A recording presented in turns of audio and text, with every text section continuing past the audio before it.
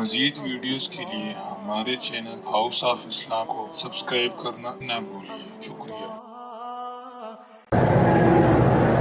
مجھے ہر وقت غصہ آتا ہے تو اس کے لیے بزرگوں نے لکھا ہے کہ قرآن کی جو آیت ہے نا والکاظمین الغیظ والعافین عن الناس، بس یہ زیادہ پڑھا کرو۔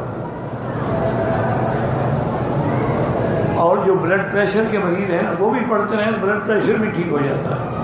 والکاظمین الغیظ والعافین عن الناس واللہ یحب المحسنین۔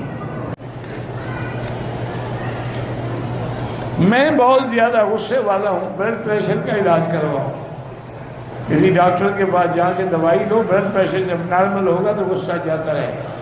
یہ غصہ اسی کو آتا ہے جس کا بلڈ پریشر شوٹ کر جاتا ہے، اور ایک دن انشاءاللہ یہ غصہ کرتے رہے نا تو برین ہیمریج ہو جائے گا، دماغ کی رگ پھٹ جائے گی اور آپ ہمیشہ کے لیے فالج میں آ جائیں گے۔ غصہ چھوڑ دو، لاہور پڑھو اور بلڈ پریشر کا بھی علاج کراؤ۔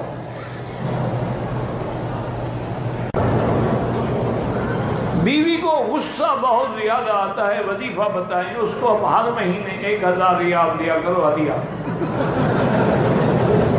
اس میں مسئلے کی کیا بات ہے؟ پھر اگر غصہ کرے تو مجھے بتانا، وظیفہ بتاؤں۔